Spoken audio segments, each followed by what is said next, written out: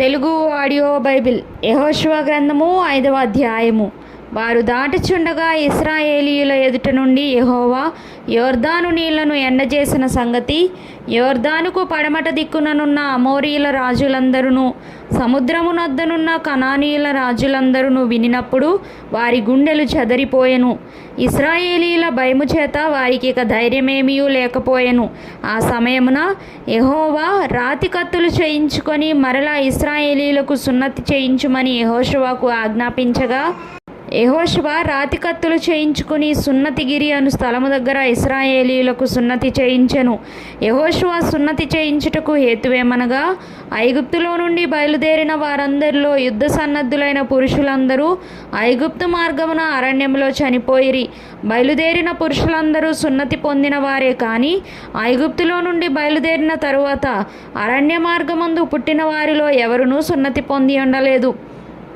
యెహోవా మనకు ఏ దేశమును ఇచ్చేదనని వారి పితరులతో ప్రమాణము చేసెనో పాలుతేనెలు ప్రవహించు ఆ దేశమును తాను వారికి చూపింపనని యెహోవా ప్రమాణము చేసి ఉండెను గనుక ఐగుప్తులో నుండి వచ్చిన ఆ యోధులందరూ యెహోవా మాట వినకపోయినందున వారు నశించు వరకు ఇశ్రాయేలీయులు 40 సంవత్సరములు అరణ్యములో సంచరించుచూ వచ్చిరి.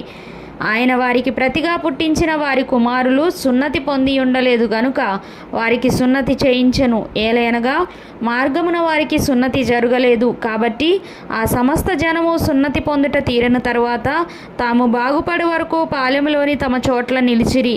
అప్పుడు యెహోవా, నేడు నేను ఐగుప్తు అవమానము మీ మీద నుండకుండా దొరిలించి వేసి ఉన్నానని యెహోషువతో ననెను. అందుచేత నేటి వరకు ఆ చోటికి గిల్గాల్ అని పేరు.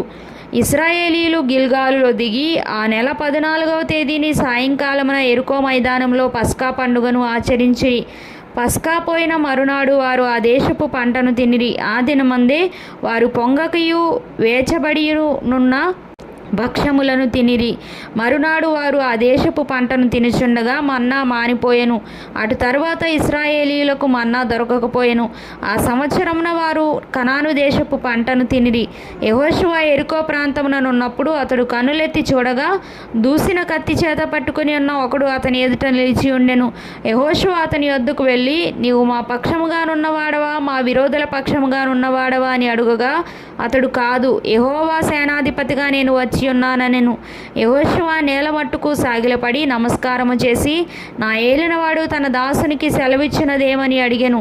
అందుకు యెహోవా సేనాధిపతి, నీవు నిలిచి ఉన్న ఈ స్థలము పరిశుద్ధమైనది, నీ పాదరక్షలను తీసివేయమని యెహోషువతో చెప్పగా యెహోషువ అలాగు చేసెను.